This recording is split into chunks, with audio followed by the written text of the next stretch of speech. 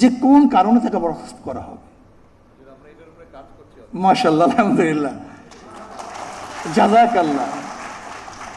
আজকে একজন ইমামকে দেখা যায় সভাপতি সাহেব সালাম না দেওয়ার কারণে তাকে বিদায় দিয়ে দেয়, একটু সম্মানিত না করার কারণে তাকে বরখাস্ত করে।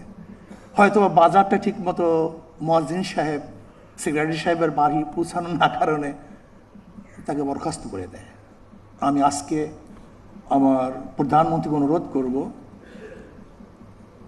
একটা নির্দিষ্ট নীতিমালা থাকা চাই যে কোন কারণে তাকে বরখাস্ত করা হবে।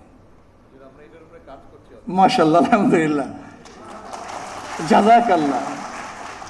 কেন বরখাস্ত করা হবে? যতক্ষণ আকীদা এবং কোরআন ও সুন্নাহর আকীদা, একটা শব্দ আমি সংযুক্ত করতে চাই, আকীদা এবং কোরআন ও সুন্নাহর অনুকূলে যতক্ষণ থাকবে ততক্ষণ কোনো অবস্থাতেই তাকে বরখাস্ত করা যাবে না। আলহামদুলিল্লাহ, শুকরিয়া জ্ঞাপন করছি।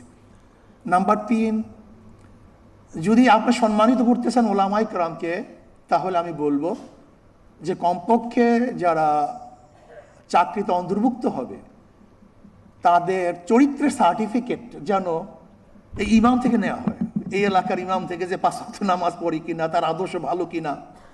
যদি এরকম কিছু তাদের থেকে চারিত্রিক সার্টিফিকেট নেওয়া হয় তাহলে আমরাও ভালো হয়ে যাব, আমরা ভালো হবো, আমরা চরিত্রের সার্টিফিকেট দিই। কাজে আমি যদি ভালো না হই